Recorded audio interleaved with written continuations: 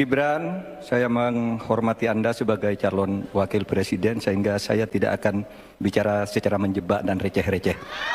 Saudara, pada tanggal 17 Februari 2019 dalam sebuah debat calon presiden, itu Pak Prabowo mengatakan bahwa Pak Jokowi itu menyampaikan tidak akan mengimpor komoditas-komoditas pangan jika nanti terpilih presiden. Ternyata kata Pak Prabowo nih, 4 tahun memimpin Pak Jokowi masih mengimpor dan itu merugikan banyak petani. Nanti dicek ya bahwa itu pertanyaan Pak Prabowo ke Pak Jokowi saat itu. Pak Jokowi bilang tidak akan mengimpor. Tapi sampai sekarang kita masih mengimpor banyak. Masih mengimpor banyak. Malah semakin banyak mafianya impor mengimpor bahan pangan itu. Nah itulah sebabnya apa usul Anda untuk menyelesaikan masalah 5 tahun lalu ini. Ya. Baik. Cukup kami persilakan cawapres nomor urut 2 Bapak Gibran Rakabuming Raka untuk menjawab. Waktunya 2 menit dimulai saat berbicara. Silakan. Sepertinya Prof. Mahfud agak ngambek ya, soalnya saya sudah 2 kali memberikan pertanyaan yang sulit. Carbon capture, greenflation, selalu dikomenin pertanyaan receh. Ya kalau receh ya dijawab Pak, gitu loh. Segampang itu. Oke, masalah pangan, masalah impor. 2019 sampai 2022 kita sebenarnya sudah swasembada beras. 2023 ada impor karena El Nino Pak. Dan ini terjadi di sebagian besar di belahan dunia Pak. Kuncinya sekarang adalah bagaimana kita bisa bekerja sama melakukan ekstensifikasi, intensifikasi lahan di tingkat desa sampai tingkat nasional secara efektif. Pupuk itu kunci. Makanya kemarin ada pabrik pupuk di Fak-Fak. Ini kunci untuk meningkatkan produktivitas. Lalu mekanisasi. Ini kalau tidak ada mekanisasi, produktivitasnya tidak akan meningkat. Ada combine harvester, ada RMU. Ini wajib untuk meningkatkan produktivitas sekaligus mengurangi food loss atau food waste. Lalu tentu saja kita harus menggandeng anak-anak muda. Misalnya di Jabar sudah ada program petani milenial. Ya kita juga harus mengedepankan smart farming. Kita pakai IoT untuk mengecek kesuburan tanah, pH tanah, keasaman tanah. Penting sekali itu Pak. Lalu kita pakai drone untuk menyemprotkan pestisida.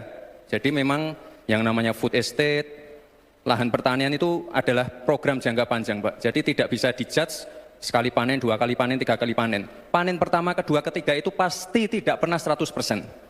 Ini yang petani pasti paham.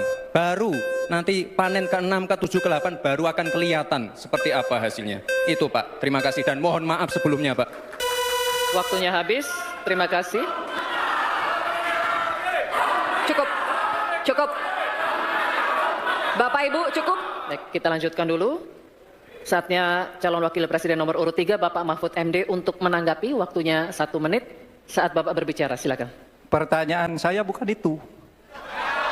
Pertanyaannya itu, dulu Pak Prabowo bertanya, katanya Pak Jokowi tidak mau ngimpor beras. Lalu sekarang faktanya, per hari ini, catatan data ini harus dibaca ini. Impor kedelai 2 juta ton, susu 280 juta ton, gula pasir 4,7 juta ton, beras 2,8 ton, daging sapi 160 juta ton. Ini hasilnya seberapa dari hasil debat dulu yang tanggal 17 Juli itu. Perkembangannya seberapa? Semakin banyak nih angkanya, semakin banyak impornya, semakin terdiversifikasi juga, diversifikasi juga impornya dari data ini.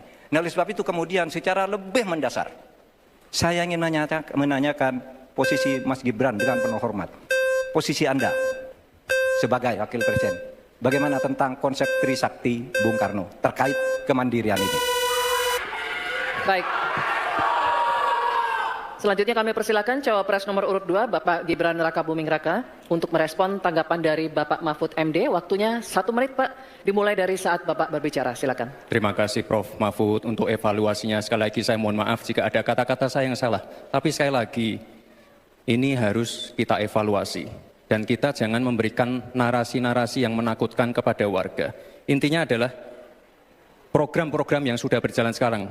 Nomor 1 dan nomor 3 ini kan kompak. Food estate gagal. Saya tegaskan sekali lagi Pak. Memang ada yang gagal. Tapi ada yang berhasil juga yang sudah panen. Misalnya di Gunung Mas, Kalteng. Itu sudah panen jagung, singkong.